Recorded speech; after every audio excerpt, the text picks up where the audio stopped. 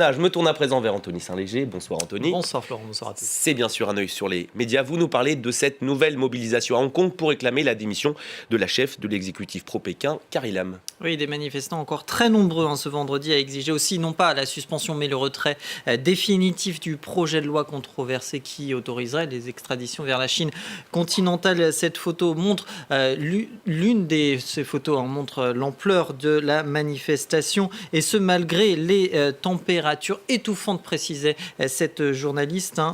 Le projet contre lequel, on le sait, il se donne rendez-vous maintenant dans les rues depuis plusieurs semaines. Dimanche, ils étaient, selon les organisateurs, 2 millions.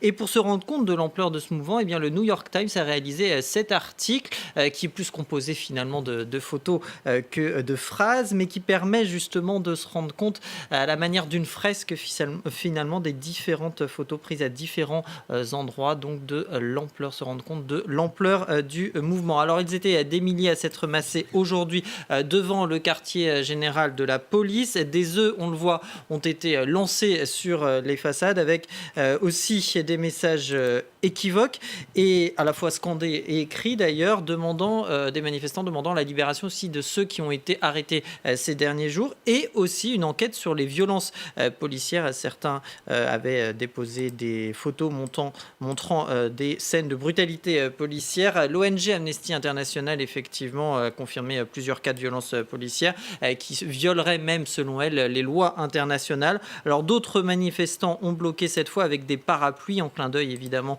au mouvement de 2014, des caméras pour dénoncer une société de surveillance et de contrôle accru. D'ailleurs, une photo a marqué les esprits ces derniers temps depuis le début du mouvement en fait. C'est celle-ci, une très longue file d'attente aux distributeurs de billets de train. Ça n'a rien d'exceptionnel ici à Paris, mais c'est extrêmement rare à Hong Kong. C'est ce que note cette journaliste de Quartz, parce que en fait beaucoup de Hongkongais hésitent à utiliser leur carte rechargeable de transport qui là-bas s'appelle Octopus, de peur de laisser une trace de leur présence dans les manifestations. Et plus généralement, ça en dit long sur notre avenir, nous dit cette blogueuse en matière de vie privée et de données confidentielles, c'est-à-dire dans Gizmodo, spécialisé dans les nouvelles technologies.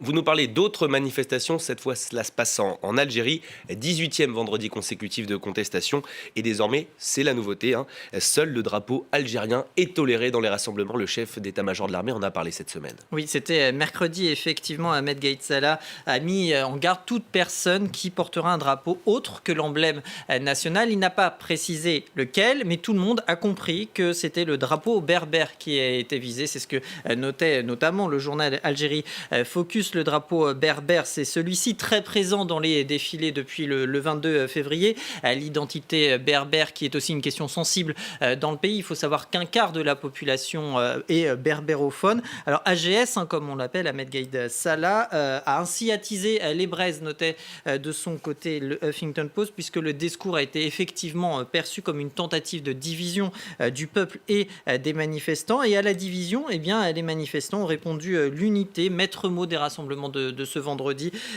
Brandissons justement à nouveau ce drapeau berbère aux côtés du drapeau national. L'été commence dans l'union et dans la mobilisation, nous dit ce tweeto qui publiait une photo d'Alger.